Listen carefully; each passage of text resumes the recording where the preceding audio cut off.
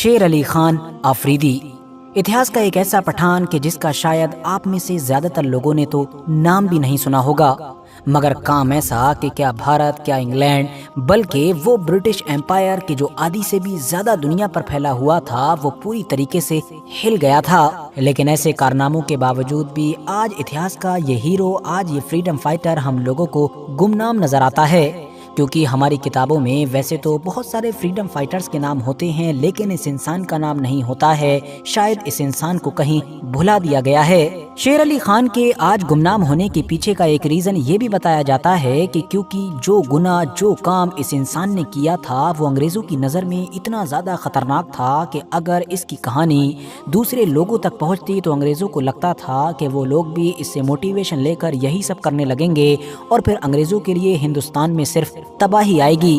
اسی لیے انگریزوں نے یہ فیصلہ کیا کہ اب شیر علی خان کا نام، ایون اس کے گاؤں اور اس کے شہر کا کوئی بھی ریکارڈ اتہاس کی کتاب میں درج نہیں کیا جائے گا، اور نہ ہی اس سے ریلیٹڈ کوئی بھی کہانی باقی لوگوں تک کسی بھی طرح سے پہنچنے دی جائے گی۔ ظاہر ہے اس طرح سے شیر علی آفریدی کی کہانی کو مشہور ہونے سے تو روک لیا گیا، لیکن اس کو پوری طریقے سے کبھی دبایا بھی نہیں جا سکا۔ دراصل دوستو، شیر علی آفریدی کی اس کہانی کا آغاز ہوتا ہے پنجاب کے پشاور علاقے سے۔ یہ جو شیر علی آفریدی تھا اس کا تعلق ایک پٹھان قبیلے سے ہوا کرتا تھا، اور یہ بہت ہی ایک لمبا چوڑا ہٹا کٹا سپاہی ہوا کرتا تھا۔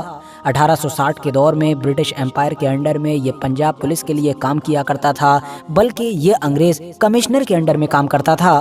1857 میں جب بھارت کے اندر کرانتی ہوئی، یعنی بھارت کے لوگوں نے انگریزوں کے خلاف ہتھیار اٹھائے، تو یہ جو شیر علی آفریدی تھا یہ انگریزوں کی طرف سے بھارت کے لوگوں کے خلاف لڑا تھا۔ شیر علی آفریدی نے تو میجر ہیو جیمز اور رینیل ٹیلر جیسے بڑے ادھیکاریوں کے ساتھ بھی کام کیا تھا۔ پرفارمنس اتنی زیادہ اچھی تھی کہ اس کو انگریزوں کی طرف سے گھوڑے، پسٹل اور اسپیشل سرٹیفکیٹ وغیرہ سے بھی نوازا گیا تھا۔ بہت جلد ہی وہ یورپین لوگوں کا سب سے پسندیدہ سپاہی بن گیا تھا۔ مگر اس کہانی میں ایک بڑا موڑ اس وقت آیا کہ جب شیر علی آفریدی نے اپنے ہی ایک دور کے رشتہ دار کا دشمنی کی وجہ سے قتل کر دیا۔ مانا جاتا ہے کہ شیر علی آفریدی کی طرف سے یہ قتل اس وقت ہوا کہ جب اس دشمن نے شیر علی آفریدی کی بہن کے ساتھ کوئی چھیڑ خانی کی تھی۔ شیر علی آفریدی کو انگریزوں کی عدالت میں پیش کیا گیا، جہاں پر شیر علی آفریدی اپنے آپ کو بے گناہ بتاتا رہا۔ اس کا کہنا یہ تھا کہ جس وجہ سے اور جس طرح سے میں نے اپنے دشمن کو قتل کیا ہے وہ میرے ٹرائبل لاز کے حساب سے، یعنی جو میرے قبیلے کے قاعدے قانون چلے آ رہے ہیں ان کے حساب سے بالکل جائز ہے۔ اب ظاہر ہے یہ عدالت تو انگریزوں کی تھی، اسی لیے اس کی اس طرح کی کسی بھی دلیل کو سنا ہی نہیں گیا، بلکہ اس کو گناہگار مانتے ہوئے موت کی سزا سنائی گئی۔ بعد میں شیر علی آفریدی کی طرف سے بہت ساری کوششیں کی گئیں، طرح طرح کی اپیلیں کی گئیں، اور آخر میں بس اس کو اتنا سا فائدہ ملا کہ اس کی جو موت کی سزا تھی اس کو عمر قید کی سزا میں بدل دیا گیا، یعنی اب اس کو اپنی پوری عمر کسی خطرناک جیل میں کاٹنی تھی۔ اور اسی چیز نے ہی انگریزوں کے چہیتے سپاہی، وفادار سپاہی، یا یہ کہہ سکتے ہیں کہ وفادار غلام شیر علی آفریدی کے دل میں حد سے زیادہ نفرت پیدا کر دی۔ اور حد تو تب ہو گئی کہ جب اس عمر قید کی سزا کو کاٹنے کے لیے بھی انگریزوں نے شیر علی آفریدی کو اس کالا پانی بھیجنے کا فیصلہ کیا کہ جہاں پر اس دور میں گنے چنے سب سے خطرناک اور بھیانک قیدیوں کو ہی رکھا جاتا تھا۔ بھیانک اور خطرناک میں انگریزوں کی نظر میں بول رہا ہوں، ورنہ زیادہ تر لوگ تو انڈیا کے حساب سے فریڈم فائٹر ہی ہوا کرتے تھے۔ یہیں سے ہی اس کو نہ صرف اس چیز کا احساس ہوا کہ غلامی کس چیز کا نام ہے، بلکہ اس بات کا پچھتاوا بھی ہوا کہ اس نے کسی دور میں اپنے ہی لوگوں کے خلاف جنگ لڑی تھی۔ فائنلی اب اس نے بدلے کی ٹھانی اور سوچا کہ ضرور وہ کچھ نہ کچھ ایسا کرے گا کہ یہ انگریز لوگ کبھی اس کا نام ہی نہ بھول سکیں۔ بس پھر کیا تھا، وہ موقع تلاش کرنے لگا اور اپنی فراق میں لگا رہا۔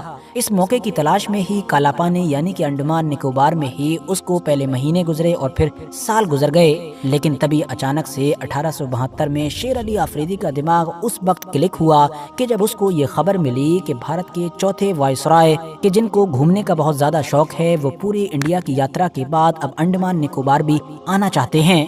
دراصل اگر آپ لوگ نہیں جانتے ہیں تو بیسک نالج کے لیے بتاتا چلوں کہ وائسرائے اس دور میں پورے ہی بھارت کا ایک طریقے سے راجہ ہوا کرتا تھا، मतलब ये कि ब्रिटिश एम्पायर का किंग या फिर क्वीन तो लंदन में हुआ करती थी, तो इतनी दूर बैठकर उनको अगर अपने किसी भी इलाके को कंट्रोल में रखना होता था तो उसको चलाने के लिए वो एक तरीके से यहाँ पर एक बंदा तैनात करते थे जो पूरे इलाके को मैनेज करता था, एक तरीके से हुकूमत करता था, लेकिन ब्रिटिश एम्पायर के क्वीन और राजा के अंडर में। और उसी बंदे को ही कहा जाता था वायसराय, जिसको बाद में गवर्नर जनरल ऑफ इंडिया भी कहा जाने लगा।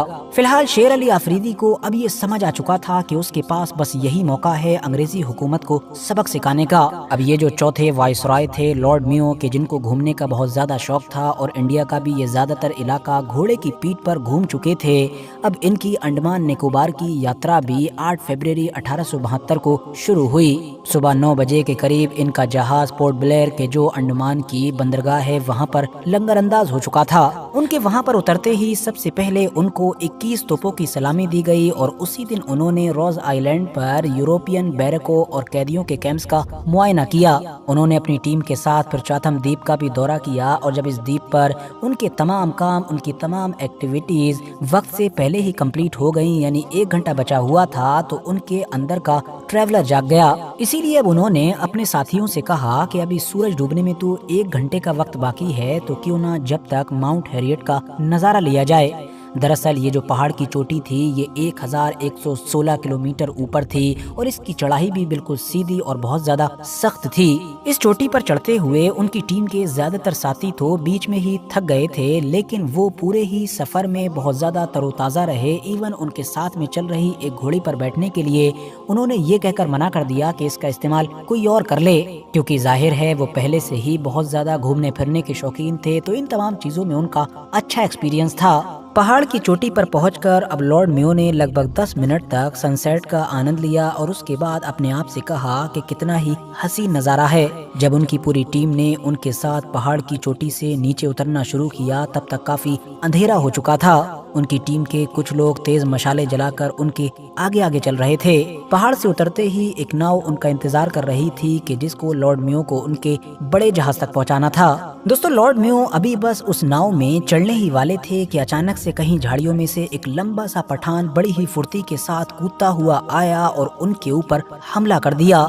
मशाल की रोशनी में आसपास के लोगों को सिर्फ एक लंबा इंसान और उसके हाथ से उठता हुआ चाकू नजर आया। शेर अली अफरीदी ने वायसराय के दोनों कंधों के बीच में बड़ी ही खतरनाक तरीके से 2 बार चाकू से हमला किया।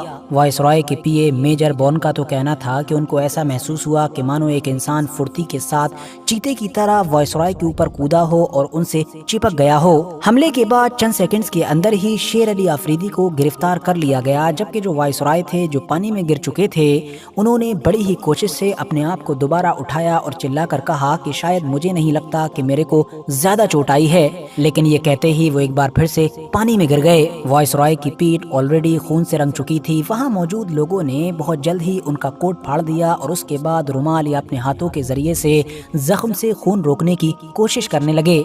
बाकी कुछ लोगों ने उनके हाथ पैर मलना भी शुरू कर दिए।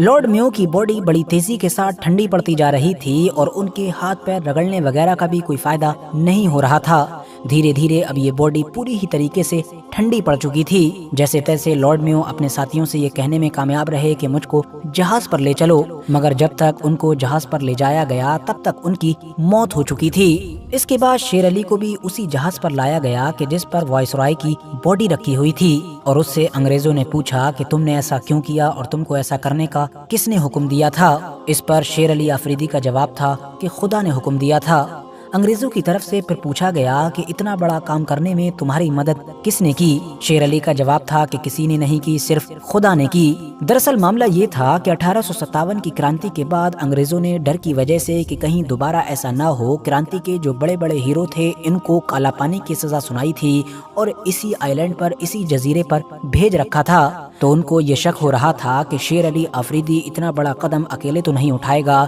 जरूर इसमें किसी और का हाथ है, किसी और ने उसको ऐसा करने के लिए कहा होगा और बहुत सारे लोगों ने उसकी मदद भी की होगी। लेकिन बाद में लंबी जांच चलने के बाद भी यही पता चला कि ये सब कुछ शेर अली अफरीदी ने अपनी मर्जी से किया था और अकेले के दम पर किया था। जहां तक मामला शेर अली अफरीदी का था तो उनको अंग्रेजों की तरफ से मौत की सजा सुनाई गई और वो हंसते हुए फांसी के फंदे पर लटक गए थे।